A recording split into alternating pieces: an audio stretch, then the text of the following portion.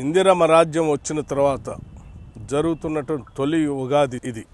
ఈ క్రోధినామ సంవత్సర ఉగాది శుభ సందర్భంగా ప్రపంచవ్యాప్తంగా ఉన్నటువంటి తెలుగు ప్రజలందరికీ కూడా నా హృదయపూర్వకమైనటువంటి అభినందనలు తెలియజేస్తూ ఉన్నాను, శుభాకాంక్షలు కూడా తెలియజేస్తూ ఉన్నాను.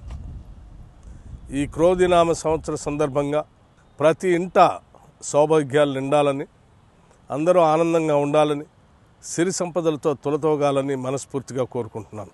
ఈ సంవత్సరం సమృద్ధిగా వర్షాలు పడాలని, తద్వారా రాష్ట్ర వ్యాప్తంగా వ్యవసాయం మీద ఆధారపడి ఉన్నటువంటి ప్రజానికం అందరూ కూడా సుఖ సంతోషాలతో వెలుగొందాలని చెప్పి ఆ భగవంతుని ప్రార్థిస్తూ ఉన్నాను.